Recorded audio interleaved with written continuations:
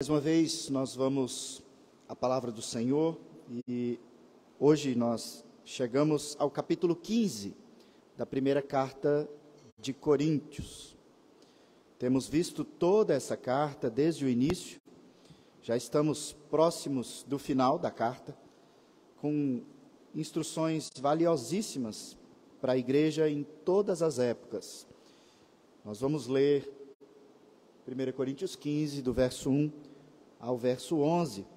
E para essa leitura eu peço que você esteja atento, acompanhando na sua Bíblia.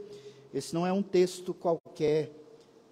Nós cremos que é palavra inspirada, viva e eficaz do nosso próprio Deus, que diz assim: Irmãos, venho lembrar-vos o evangelho que vos anunciei, o qual recebestes, e no qual ainda perseverais. Por ele também sois salvos, se retiverdes a palavra, tal como vos-la preguei, a menos que tenhais crido em vão. Antes de tudo, vos entreguei o que também recebi, que Cristo morreu pelos nossos pecados, segundo as Escrituras, e que foi sepultado e ressuscitou ao terceiro dia, segundo as Escrituras. E apareceu a Cefas e depois aos 12. Depois foi visto por mais de 500 irmãos de uma só vez, dos quais a maioria sobrevive até agora, porém alguns já dormem. Depois foi visto por Tiago, mais tarde por todos os apóstolos. E afinal, depois de todos, foi visto também por mim, como por um nascido fora do tempo. Porque eu sou o menor dos apóstolos, que mesmo não sou digno de ser chamado apóstolo, pois persegui a igreja de Deus. Mas pela graça de Deus, sou o que sou. E a sua graça, que me foi concedida, não se tornou vã. Antes, trabalhei muito mais do que todos eles. Todavia, não eu, mas a graça de Deus comigo. Portanto, seja eu ou sejam eles, assim pregamos e assim crestes. Até aqui, vou fazer mais uma oração, pedindo que Deus nos ilumine. Senhor Deus, nós estamos diante da Tua palavra. E como acabei de dizer, ó Pai, nós cremos que esta é a Tua palavra viva e eficaz. Um texto que é diferente de qualquer outro texto que nós possamos ler. Assim nós cremos, ó Pai, porque o Senhor mesmo nos deu essa fé, essa convicção, sem que nós precisemos de comprovação científica, palpável. Nós assim cremos. E, ó Pai, porque nós cremos assim, nós te pedimos que o Senhor, então, fale conosco, de maneira coletiva, mas que o Senhor também fale conosco, por esse trecho da Tua palavra, de maneira individual, indo ao encontro dos nossos pensamentos, das nossas dúvidas, das nossas reflexões, e assim, ó Pai, pelo poder do Senhor e pelo agir do Teu Santo Espírito, nós pedimos que o Senhor hoje, nesta ocasião, nos abra um entendimento, para que nós tenhamos a nossa fé aumentada, e se há entre nós alguém que não crê, que o Senhor, ó Pai, abra os olhos, para que venha a crer, para que não seja algo imposto por nós, ou pela igreja como instituição, mas que cada um, individualmente, pelo Teu agir, venha a crer verdadeiramente e ser alimentado pela Tua palavra, fortalecido, para que siga a vida que o Senhor tem dado, glorificando o Teu nome, mas também usufruindo de tudo que o Senhor tem dado, para ser experimentado nessa vida, até que o Senhor venha e nós estejamos todos contigo.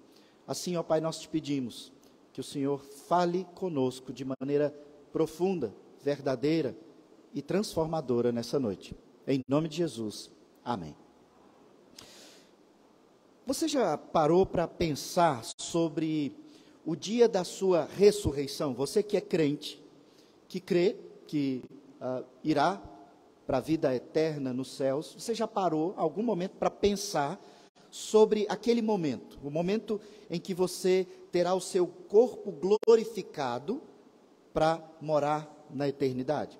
Veja, é fácil você pensar, nem todo mundo gosta disso, mas é mais comum você pensar sobre a sua morte, Tem gente que elabora o que deve acontecer ali no dia do seu velório, ou coisa desse tipo. Mas eu não estou falando do dia da sua morte. Eu estou falando do dia da sua ressurreição. A Bíblia diz que haverá um dia onde todos os crentes serão ressuscitados e o corpo, esse corpo que nós temos, ele será glorificado, aperfeiçoado. Não terá dor, não terá pecado, não terá defeito. Esse corpo, então, glorificado, refeito, transformado, é aquele corpo que nós viveremos eternamente com o Senhor. Você já pensou nesse momento? É interessante pensar sobre essas coisas. O apóstolo Paulo, ele chama a igreja a pensar sobre isso, porque essa é uma doutrina fundamental das Escrituras. Esse assunto é uma importante doutrina que, infelizmente, e para variar, estava trazendo confusão ali na igreja de Corinto. E Paulo, sabendo dessa confusão sobre a ressurreição dos nossos corpos, ou dos corpos daqueles crentes ali, ele trata desse assunto de maneira muito clara. E aqui, então, marca uma transição que ele faz daquele assunto que nós estávamos vendo, dos dons espirituais, que ele chega até o final do capítulo 14, e aqui, no capítulo 15, ele abre um novo assunto, que também precisava ser orientado. Por quê? Às vezes nós pensamos, hoje em dia, que cada um pode entender do jeito que quiser. Mas não é isso que a gente encontra nas Escrituras.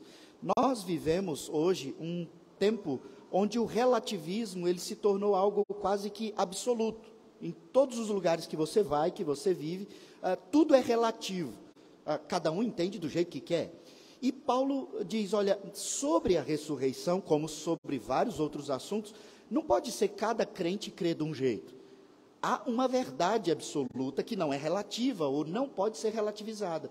E eu preciso que vocês entendam isso. É dessa forma que ele começa a abordar esse assunto.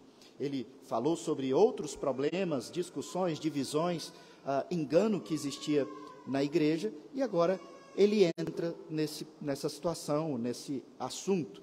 Agora, observe, de onde que eu tirei a informação de que é esse o problema? Antes de trazer aqui o sermão dessa forma que eu trago, falando com vocês, eu preciso ler toda a carta, eu preciso estudar os detalhes e dividir, para que, de maneira didática, você entenda melhor o que ele está tratando. E quando eu estava estudando esse texto, olha que eu li até o verso 11, mas o verso 12 é o verso que me informa que havia esse problema ali na igreja. Observe aí na sua Bíblia o verso 12. Ele diz, perguntando, ora, se é corrente, ou seja, comum, pregar-se que Cristo ressuscitou dentre os mortos, como, pois, afirmam alguns dentre vós que não há ressurreição de mortos? Ele está fazendo uma pergunta aqui que nos mostra que algumas pessoas dentro da igreja, elas acreditavam que Cristo ressurgiu, ou seja, ele ressuscitou dos mortos, ele estava de verdade morto, e então ele voltou à vida, teve o seu corpo ressurreto e glorificado, e ele diz, se dentro da igreja vocês creem nisso, ninguém tem dúvida, como é que aí dentro da igreja tem algumas pessoas que acreditam que vocês, os crentes, não vão ressurgir?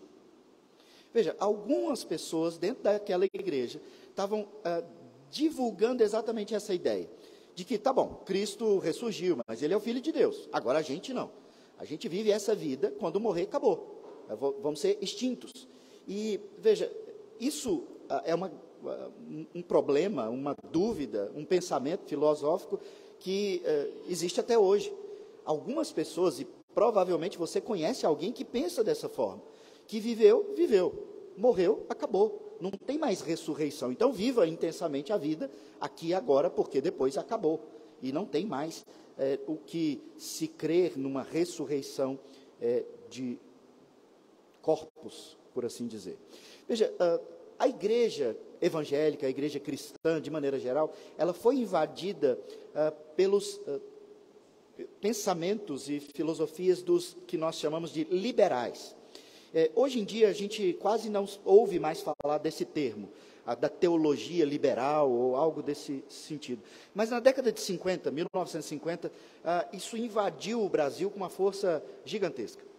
Ainda há muito prejuízo oriundo desse pensamento. E os liberais, eles fazem exatamente isso, eles relativizam tudo aquilo que você lê na Bíblia e diz, olha, isso aqui está um pouco difícil de acreditar.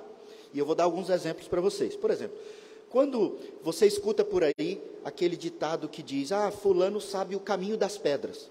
Esse ditado, ele surge exatamente de uma análise liberal do texto bíblico, onde Jesus anda por sobre as águas. O liberal olha para aquele texto e diz, ok, Cristo, o texto está dizendo que andou sobre as águas, mas deixa eu te dizer, na verdade, aquela região era tão comum para Cristo, que ele não flutuou, ele não quebrou uma lei da gravidade, ele sabia o caminho onde havia pedras, ali bem próximas da superfície da água. Então ele conhecia o caminho das pedras, e aparentemente ele estava andando sobre a água. Percebe? Essa é uma relativização do que o texto diz. O texto diz que ele andou sobre as águas. Mas o liberal diz, não, ele sabia o caminho das pedras. Outros textos diversos, eles são relativizados quando nós temos que crer em algo que parece completamente fantasioso, como, por exemplo, Jonas ficar vivo dentro do ventre de um peixe. Isso é impossível. Então, ali é só uma forma de contar algo que aconteceu para impactar os leitores, e assim eles vão relativizando o que o texto diz. Aqui, no tempo da igreja de Corinto, havia uma série de correntes filosóficas que também relativizavam algumas coisas.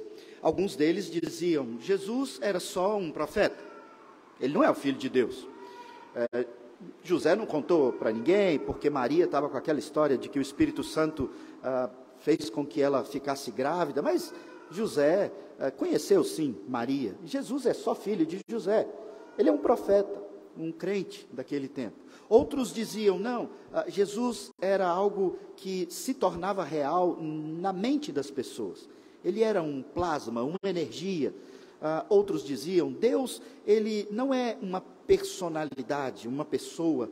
Deus é tudo de bom que há dentro de você e há dentro de todas as pessoas. E assim, há uma relativização daquilo que a Bíblia nos apresenta. Os liberais também dizem, olha, quando a Bíblia começa dizendo no princípio, criou Deus os céus e a terra, é só uma forma de começar uma história. Ele não criou a terra daquela forma. E assim, irmãos, as doutrinas bíblicas, elas são minadas. E surge uma espécie de sincretismo, de misticismo sobre o que nós cremos. Esses problemas, eu não conseguiria aqui citar todas as correntes filosóficas, teológicas, que tratam dessas coisas, mas existia isso naquele período. Para você ter uma ideia, quando o apóstolo Paulo escreve a carta para Timóteo, o jovem pastor, em 2 Timóteo, lá no capítulo 2, no verso 18, ele diz assim para Timóteo, ele diz, além disso, a linguagem deles, ele está falando de duas pessoas, a linguagem deles corrói como câncer, entre os quais se incluem Himeneu e Fileto, é o nome de duas pessoas. Estes, Himeneu e Fileto, se desviaram da verdade, diz o apóstolo Paulo, asseverando que a ressurreição já se realizou e estão pervertendo a fé de alguns. Ou seja, Paulo alerta Timóteo que havia dentro da igreja dois homens, um chamado Himeneu e o outro chamado Fileto. E esses dois homens, eles eram respeitados, eles ensinavam ali, e um dos ensinos deles era a ressurreição das pessoas, dos crentes, ela já se realizou. Ora, Paulo diz, eles estão pervertendo como câncer, eles estão corroendo a verdade do Evangelho, porque vocês estão aí, vocês não ressurgiram dos mortos.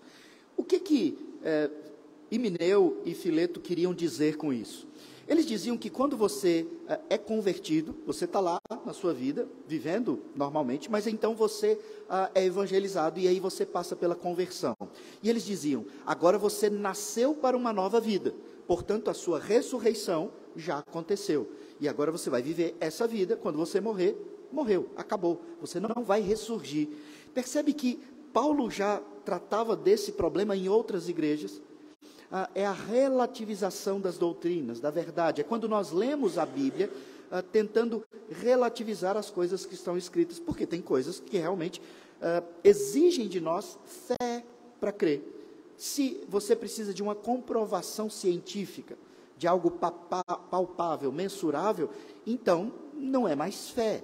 A fé é uma firme convicção de algo que exige de você crer, mesmo que você não tenha evidências, provas. E isso é fé. Se tem, não é necessariamente fé, pode ser uma confirmação da sua fé. Quando Paulo, então, no verso 12, ele mostra a incoerência, ele já está mostrando para eles, olha, não dá para sustentar essa ideia. Se é corrente acreditar que Cristo ressuscitou, ou seja, se vocês acreditam, e essa era uma crença comum ali da igreja de Corinto, então, qual a dificuldade de vocês acreditarem que vocês vão ressuscitar? As pessoas tinham facilidade de acreditar, Cristo de fato morreu e ressuscitou, mas será que eu vou ressuscitar? E ele diz, por que não? Se isso aconteceu com Cristo, e Cristo sendo 100% homem, sendo gerado e nascido do ventre de Maria, nascido como homem natural, cheio de todas as características humanas que nós temos, 100% homem, ele ressurgiu, por que você não ressuscitaria? Sem falar de vários outros exemplos, como o próprio Lázaro, que esteve morto há vários dias, e Cristo, pelo poder da sua palavra, fez com que ele voltasse à vida. Então, Paulo leva as pessoas à reflexão. Esse texto, então, hoje, ele quer nos instruir sobre a doutrina da ressurreição. E essa doutrina, irmãos, ela é importantíssima para a sua fé. Quando você vem aqui à frente para fazer sua profissão de fé, para ser batizado, naquelas perguntas que eu faço, eu pergunto isso. Você crê que você é pecador? Sim. Você crê que Jesus Cristo é o seu único, suficiente Salvador? Você não é salvo por outra coisa? Você diz sim. E você crê então que Cristo, ele morreu, foi sepultado, e a palavra sepultado, ela é importante, e ele então ressurgiu ao terceiro dia, e você diz sim. Percebe? Aquelas perguntas que eu faço, elas são baseadas no que nós reconhecemos como sendo o credo mais antigo da igreja cristã. Não agora, mas no final do culto, se você tiver curiosidade, provavelmente na sua Bíblia, lá nas últimas páginas, tem o credo dos apóstolos. Ele é chamado de credo dos apóstolos. Mas vamos refletir um pouco mais sobre esse credo que afirma as doutrinas fundamentais. Se você crê em Deus, conforme está resumido no credo, fique tranquilo, porque a sua fé está fundamentada naquilo que é essencial crer. Se essa igreja defende um detalhe ou outro diferente de outra igreja, nós não precisamos brigar ou dizer que o outro não é salvo por causa dessas coisas que estão na periferia da fé. Mas aquilo que é essencial, sim. Igrejas consideradas irmãs são igrejas que se baseiam naquilo que é fundamental se crer. Então nós nos chamamos irmãos, independente de uma distinção denominacional, se nós cremos dessa forma. Então o credo é aquilo que resume a essência da fé, para que nós tenhamos unidade nessa fé. O apóstolo Paulo, então, para expor a doutrina da ressurreição, e ele vai continuar tratando disso no capítulo 15, nós veremos outros detalhes. Hoje, eu separei o texto em 3 argumentos sobre a doutrina da ressurreição. O primeiro argumento está aí no verso 1 e 2, que é a salvação dos coríntios. Eles foram salvos, eles foram convertidos. Esse é o primeiro argumento sobre a doutrina da ressurreição. O segundo argumento está no verso 3 e 4, é quando ele traz o argumento da escritura do Antigo Testamento. Ele diz, o Antigo Testamento falava sobre a ressurreição. E hoje na liturgia nós lemos o Salmo 16 e eu alertei para esse ponto. O terceiro argumento é que Cristo foi ressurreto, visto por testemunhas oculares. Então ele está argumentando sobre a ressurreição de Cristo, tentando provar que se Cristo ressurgiu, então todos os crentes também ressuscitarão. Então vamos olhar o primeiro argumento, salvação dos coríntios, verso 1 e 2. Ele diz assim, irmãos, venho lembrar-vos o evangelho que vos anunciei, o qual recebestes e no qual ainda perseverais. Por ele, ou seja, pelo evangelho, sois salvos, se retiverdes a palavra tal como vou-la preguei, a menos que tenhais crido em vão. Então, quando ele inicia aqui o verso 1 e 2, ele diz, eu quero lembrar vocês do evangelho. E aqui, irmãos, é importantíssimo nós entendermos isso. O Evangelho é o mesmo Evangelho. Então, se um dia alguém anunciou o Evangelho, trouxe a informação bíblica da salvação em Cristo, e você foi convertido, entenda, o Evangelho não muda. Você pode mudar de opinião, você pode mudar uma série de coisas na sua vida, mas o Evangelho, ele não muda, porque o Evangelho é uma notícia. Você é informado sobre algo que historicamente aconteceu, e esse Evangelho não pode ser mudado, porque fatos históricos não podem ser alterados. Eles já aconteceram, e esses fatos históricos, então, não podem ser modificados, e o Evangelho te dá uma notícia sobre um fato histórico. O que muda, de fato, são as correntes filosóficas. As igrejas mudam porque a modernidade faz com que mude. Muitas pessoas se deixam levar pela eventos progressistas e várias modificações de moda, de pensamento, de correntes, mas o Evangelho não. E o apóstolo Paulo aqui, ele está fazendo um contraponto. Ele está dizendo, olha, vocês aí podem até ter mudado de ideia, de opinião, mas o Evangelho não muda. E ele diz, eu quero lembrar isso para vocês. O Evangelho que eu anunciei, ou seja, ele usa aqui, no passado, eu anunciei, eu contei para vocês o Evangelho, e vocês receberam. Veja, o Evangelho que vos anunciei, o qual vos recebestes, e no qual ainda perseverais. Então, ele traz algumas palavras aqui que nos mostram onde ele está conduzindo a igreja.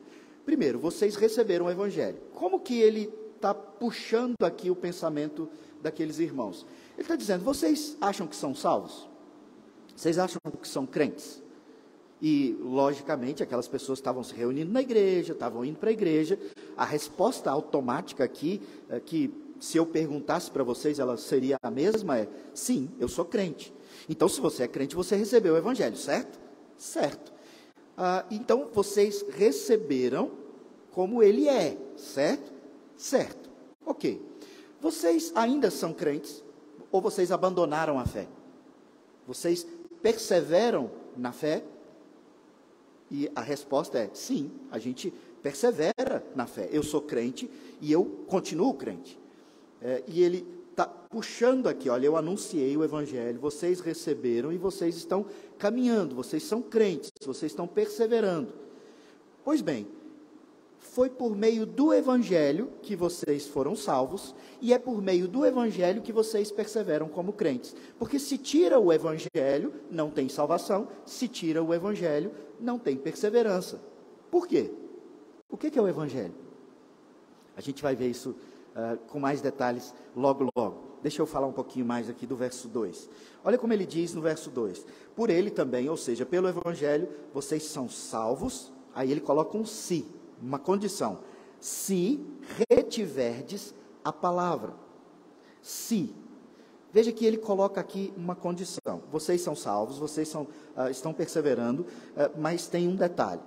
Vocês têm retido a palavra, exatamente como eu preguei para vocês. O que Paulo está insinuando aqui, levando as pessoas a pensarem é, eu anunciei algo, vocês declararam ser crentes, convertidos, vocês estão perseverando, mas o que eu anunciei foi eu que falei. Então, vocês estão permanecendo na fé do Evangelho exatamente como eu falei, ou vocês estão agora, que são crentes, dizendo, Paulo disse, mas não é bem assim. A gente amadureceu e a gente está entendendo de uma forma diferente. Quando ele coloca o se, ele está dizendo, você de fato é salvo se você mantiver, retiver, guardar a palavra do Evangelho exatamente como eu anunciei. Porque o Evangelho não mudou. O fato histórico não mudou. A não ser, ele diz aí, a menos que você tenha crido em vão. Essa expressão, crido em vão, a não ser que você tenha se envolvido emocionalmente no momento, mas aquilo não era uma conversão real. E nós sabemos que isso de vez em quando acontece. Uma pessoa vem à igreja e ela está passando por uma série de dificuldades, ela ouve a pregação, ela precisa encontrar esperança para a vida dela, e então, muitas vezes ela, no afã da emoção, ela declara-se convertida e crente, mas logo ela abandona. o apóstolo João diz que se alguém sai do evangelho é porque na verdade ele nunca foi do evangelho, ele nunca passou por uma conversão real. Quando Paulo diz, a menos que você tenha crido em vão, ele está falando exatamente disso. A menos que você tenha se envolvido emocionalmente com o evangelho, mas não foi uma transformação real. É a verdade absoluta do fato histórico do evangelho que salva o homem do engano, da mentira. Se você mudar a palavra que eu entreguei, é o que Paulo está dizendo, então provavelmente você não é salvo. Você acha que é salvo. Se você retiver a palavra exatamente como eu entreguei a vocês, então vocês são salvos. Percebe que o que ele está estabelecendo aqui é, não há relativismo. Você não entende o evangelho do jeito que você quer entender. Só tem um evangelho, nesse evangelho há uma verdade, e essa verdade não pode ser modificada, modernizada, relativizada. E você não pode se afastar dessa verdade, ou mudar essa verdade. Quando ele usa a palavra se retiverdes, aqui é você guardar isso, você reter e conservar isso com você. O evangelho não é algo que você crê um dia na sua conversão e depois se abandona. Não, aquilo agora passa a ser o norteador da sua vida. Ele te salvou, transformou a sua vida e agora você vive com base nessa notícia, nessa boa nova, no evangelho. Então esse é o primeiro argumento que ele apresenta, a salvação dos coríntios. Vocês foram salvos, o evangelho não mudou, vocês estão mudando o evangelho. O segundo argumento é que ele traz aqui as escrituras do Antigo Testamento, porque lá nessa igreja todo mundo acreditava no Antigo Testamento, muito mais fortemente do que nos escritos dos apóstolos, porque o Novo Testamento não tinha sido escrito ainda, ele estava sendo escrito.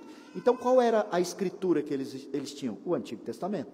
E então aqui no verso 3 ele diz, antes de tudo, ele continua o argumento do verso 1 e 2. Antes de tudo, vos entreguei o que também recebi. Quando ele coloca dessa forma, o que eu entreguei, o evangelho que eu anunciei, não foi inventado por mim, ele não foi moldado, ele não foi relativizado por mim. Eu recebi e entreguei. A imagem que ele está passando aqui é, do jeito que eu recebi a encomenda, eu entreguei para você. Eu não abri o envelope, eu não olhei por dentro, eu não sei como é que é, eu não mudei nada, eu não alterei nada. Com a mão eu recebi, com a mesma mão eu entreguei. Eu não inventei, eu não criei, eu não modifiquei. Essa linguagem de Paulo, ele usa também lá no capítulo 11, quando ele instrui sobre a Santa Ceia. Ele está mostrando lá na Santa Ceia, no capítulo 11, que a ceia do Senhor não é algo que ele inventou. Ele diz, do mesmo jeito que eu recebi, eu estou entregando. Ou seja, a instrução para que se realize a ceia, eu recebi, e do jeito que eu recebi, eu estou transmitindo a vocês. E aqui no verso 3, ele diz, antes de tudo, ou seja, grande alerta. Deixa eu colocar de maneira muito clara. Eu vos entreguei o que também recebi. E o que é que ele recebeu e que ele entregou quando esses irmãos foram convertidos? O Evangelho. E aí na sua Bíblia tem o que também recebi, 2 pontos. E aqui ele traz para a gente o Evangelho. É lógico que aqui é uma forma de se escrever o Evangelho, mas esse é o resumo, é o credo absoluto e fundamental, essencial da fé, do Evangelho. Se você crê dessa forma, então entenda, você é salvo. E essa é uma grande notícia. Qual é o Evangelho? Que Cristo morreu pelos nossos pecados, segundo as Escrituras, e que foi sepultado e ressuscitou ao 3º dia, segundo as Escrituras. Tanto no verso 3, como no verso 4, ele termina dizendo, segundo as Escrituras. Ou seja, mais uma vez ele está enfatizando, do jeitinho que eu recebi. Não foi eu que inventei isso. Onde que está essa verdade? Nas Escrituras. O que são as Escrituras aqui? O Antigo Testamento. É o que eles tinham como palavra de Deus naquela época. Então Cristo está dizendo, Paulo está dizendo que Cristo morreu pelos nossos pecados, segundo as Escrituras. Opa, peraí. Cristo morreu pelos nossos pecados, mas isso não aconteceu ali depois do Novo Testamento, no Evangelho de Mateus, Marcos, Lucas, João? Paulo está nos mostrando que o anúncio da morte de Cristo já estava presente nas Escrituras do Antigo Testamento, ou seja, não é algo novo. E ele usa aqui exatamente a palavra Cristo, ele não usa Jesus. E tudo que ele escreve de maneira inspirada, ele escolhe com muito cuidado as palavras, ele está sendo inspirado pelo Espírito Santo. Ele escreve Cristo porque Cristo é a palavra grega para a mesmíssima palavra hebraica do Antigo Testamento, que era utilizada para apontar para o Rei dos Reis, para o Filho de Deus, aquele que viria salvar os homens de seus pecados. E ele diz, aquele Messias anunciado no Antigo Testamento, ele morreu pelos nossos pecados. E aí ele coloca no passado, ele já morreu. Paulo aqui está depois da morte, da crucificação de Cristo. E ele diz, o que eu recebi das Escrituras do Antigo Testamento e também dos apóstolos que conviveram intensamente com Cristo ele morreu pelos nossos pecados. Aqui, irmãos, há uma verdade fundamental da sua salvação, do Evangelho. A morte de Cristo. Se você tira a morte, se você relativiza a morte, se você diz, não, ele dormiu, não, ele fugiu, não, aconteceu outra coisa, se você muda a morte de Cristo, então você acabou com o Evangelho. A morte de Cristo é essencial, é algo fundamental no Evangelho. Sem a morte de Cristo, não tem salvação, não tem Evangelho. Porque era necessário que ele morresse. Aqueles animais do Antigo Testamento que apontavam para ele, eles não passavam por um teatro que fingia que ele estava sendo sacrificado. Eles morriam de fato. Eles eram mortos. E nós lemos um texto hoje de Crônicas, no momento dos dízimos, onde nós vemos ali o texto falando sobre os holocaustos, as ofertas. Quando a gente lê o Evangelho de João, claramente João Batista olha para Jesus de Nazaré, o Cristo, filho de José, de Maria, por obra do Espírito Santo, e ele diz, eis o Cordeiro de Deus, que tira o pecado do mundo.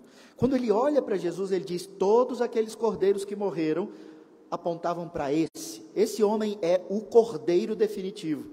Se todos aqueles morreram, esse há de morrer. Então, a morte de Cristo é essencial ao Evangelho. Se qualquer pessoa trouxer um evangelismo para você, ou próximo a você, onde ele relativiza a morte de Cristo, ele acabou com a mensagem do Evangelho. Mas há algo mais no Evangelho.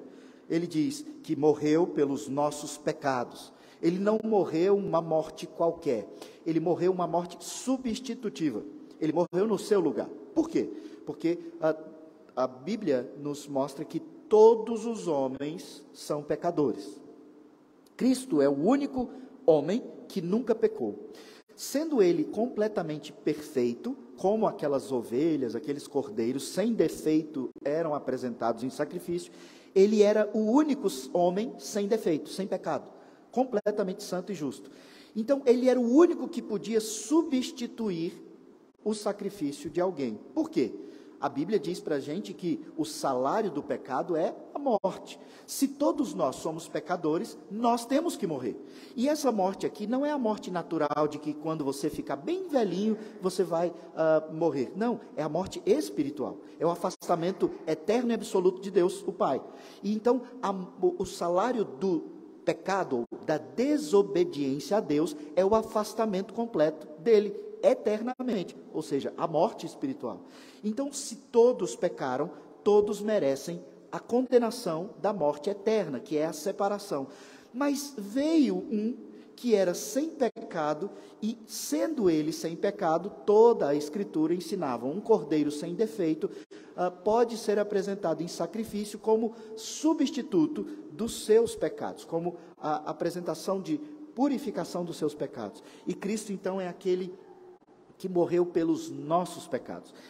Você tinha que morrer, ele morre no seu lugar. E ele então não finge que morreu. Porque se ele fingiu, se esconderam, se fugiram com ele, Deus o Pai veria esse teatro, essa mentira, e Deus então diria, não valeu. Tinha que morrer de fato, porque o salário do pecado é a morte. Então, entenda, quando Cristo está na cruz, ele recita o Salmo 22.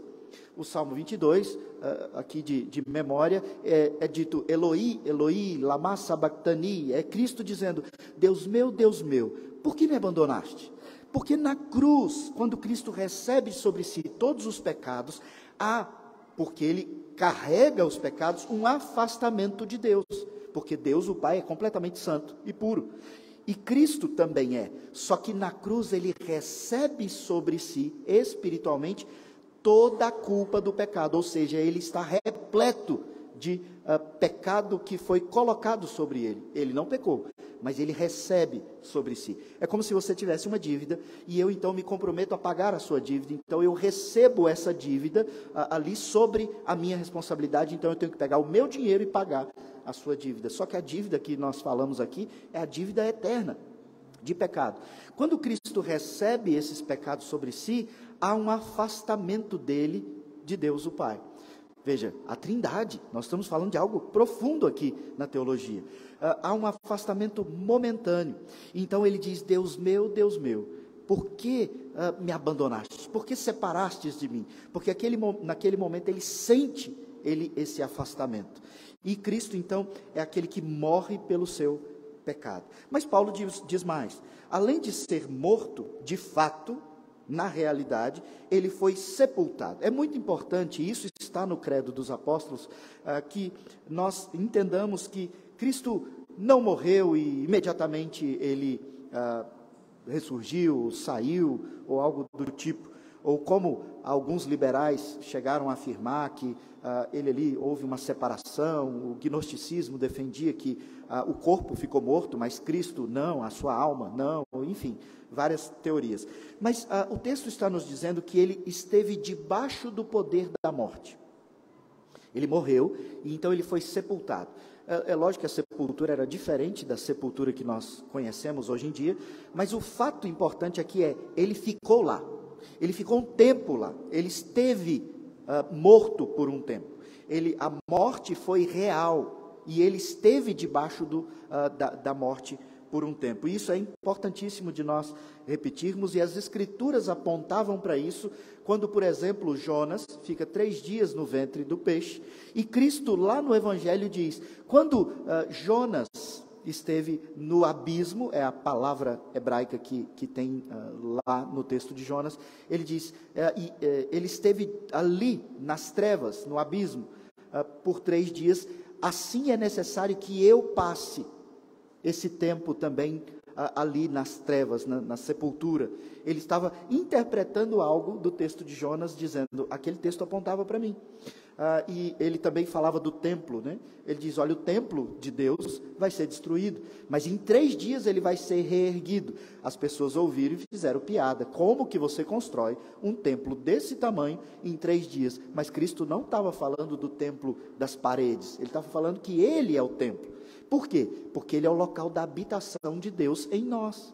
Nós, como corpo de Cristo, somos o templo de Deus. E Cristo, então, usa várias referências do Antigo Testamento para dizer, eu preciso ficar sepultado. E as Escrituras sempre nos informavam, no Antigo Testamento, que ele ressurgiria no dia depois do sabá, no dia depois do descanso. No Antigo Testamento você trabalhava todos os dias e olhava para o sábado, o dia de descanso. Quando as Escrituras apontam para a ressurreição, há uma mudança, uma transformação. Porque Cristo ressurge no 3º dia, o 3º dia é domingo, o 1º dia da semana, então agora você já tem a salvação conquistada. Então agora você descansa, porque você sabe que é salvo, e então você trabalha. Você trabalha cheio da esperança firme e convicta de que já foi salvo, olhando para trás. É no 1º dia. A declaração do seu descanso eterno vem no 1º dia. Então você não precisa trabalhar, não é por obras, não é por mérito, é pela graça. Você já é salvo, agora vá e caminhe a sua vida. Então, o texto nos diz que ele morreu, foi sepultado, e a grande informação, ele ressuscitou ao 3º dia. Ao 3º dia, foi no domingo. A nossa convicção da ressurreição aqui, ela acontece no 1º dia da semana. Quando diz 3º dia, é porque estava contando da crucificação até a ressurreição. Então, ele foi morto na sexta-feira, permaneceu no sábado e ressurgiu no domingo, o 3º dia. Mas na semana era o 1º dia da semana. E por isso nós cultuamos e separamos como dia do Senhor, até hoje, o primeiro dia da semana. E isso não é uma novidade, isso é feito desde toda a prática da igreja primitiva, e isso é dito nos textos do Novo Testamento. Portanto, esse é o resumo do credo fundamental do Evangelho, que Cristo morreu, foi sepultado e ressurgiu. Paulo traz todos esses argumentos para dizer para nós, olha só, esse é o Evangelho. Quando você foi salvo, a informação que eu dei para você é, você não vai para o inferno, porque Cristo se fez homem, encarnou, ele morreu no seu lugar, pagou pelos seus pecados, ele esteve ali sofrendo a consequência disso, ele esteve sepultado e ele ressurgiu, ele ressuscitou. Essa é a mensagem do Evangelho. É lógico que quando nós vamos evangelizar alguém, nós explicamos o contexto dessa informação, mas aqui é o resumo do Evangelho. Cristo veio, encarnou, morreu, foi sepultado e ressurgiu. E com ele você também ressurgirá. Paulo então traz o terceiro e último argumento, quando ele fala que Cristo ressurreto foi visto por inúmeras testemunhas. Olha que interessante, quando ele começa aí no verso 5, ele fala que apareceu a Cefas é Pedro, depois aos 12, no verso 6, ele diz que foi visto por mais de 500 irmãos, e ele coloca algo interessante aqui, ele diz, esses irmãos, muitos deles, a maioria deles estão vivos, ou seja, ele está dizendo, vai lá e pergunta para eles viram, ninguém contou para eles viram com os olhos deles. Então, além de Pedro, que tem uma palavra confiável, os 12 que têm também confiabilidade, mais de 500 pessoas viram Jesus vivo, e como sabemos, Tomé toca em Cristo, ou seja, ele não é um plasma, ele não é uma energia, ele tinha corpo, ele realmente ressurgiu com um corpo glorificado, que pode ser tocado. Quando ele vai ao encontro dos seus apóstolos que estão ali pescando depois da sua morte e ressurreição, Pedro havia negado a Cristo, e ele vai até a praia, encontra com eles, e ele come com eles. E em outra ocasião, ele entra no recinto fechado e ele come com as pessoas, ou seja, ele tem corpo, ele tem um intestino que funciona, um estômago que funciona, ele tem um corpo real, não é uma energia somente. E entenda, quando você for ressurreto e glorificado, você vai ter esse corpo, e você vai ter essas alegrias que nós temos com esse nosso corpo. No verso 7 ele diz que Tiago é uma figura que se torna extremamente importante na igreja do Novo Testamento. Esse Tiago aqui é o Tiago, irmão de Jesus, ao que tudo indica, e ele se torna uma figura importantíssima da igreja. Ele diz, olha, Tiago viu. Então, Tiago não mente, Tiago ele, é irrepreensível, tem um grande testemunho. E aí, Paulo então diz, e por último, ele foi visto também por mim. E nós sabemos como foi ali o momento da conversão de Paulo, onde ele vê a Cristo, e Cristo diz, Paulo, por que me persegues? Saulo, né? Saulo perseguia a igreja, e ele disse, você está perseguindo a mim. Então, Paulo tem essa experiência ali de testemunhar Cristo ressurreto, e ele tem um relacionamento com Paulo. Quando nós vemos esses argumentos, ele disse, vocês foram salvos por esse evangelho, o evangelho é exatamente conforme foi anunciado nas Escrituras, ele morreu, foi sepultado e ressurgiu, e tem o grande número de testemunhas que viram ele ressurreto. Então, qual é a dúvida de vocês que Cristo ressurgiu? E aí ele chega no verso 12, que eu mencionei no início para vocês. Portanto, se vocês creem, aqui comigo, acompanharam os argumentos, o raciocínio de que ele de fato ressurgiu, qual é a dúvida, ou qual é a dificuldade de crer que vocês também vão ressurgir? Tendo dito isso, irmãos, eu compreendo que nós, muitas vezes, temos dificuldade de acreditar nessas coisas, porque elas fogem tanto da nossa realidade, da nossa capacidade de compreensão, mas isso é fé. Se você está na igreja, e você recebeu o evangelho, você crê que Cristo te perdoou, né, e não há pecado que não possa ser perdoado, até o pior pecado que você conseguir imaginar, tem perdão.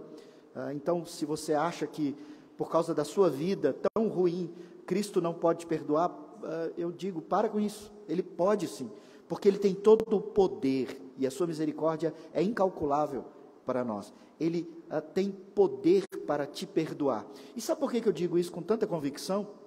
Exatamente pelo que Ele enfrentou na cruz. A morte que Cristo enfrentou na cruz, ela é suficiente para perdoar qualquer tipo de pecado. Não existe um pecado que aquele tipo de morte tão sofrida que Ele enfrentou não seja suficiente para conceder o perdão para você. A Bíblia diz que só há um pecado que é imperdoável, que é o pecado da blasfêmia. E em outra ocasião nós vamos entender bem sobre esse pecado. Mas Paulo aqui coloca esses argumentos e diz, então qual é a dificuldade?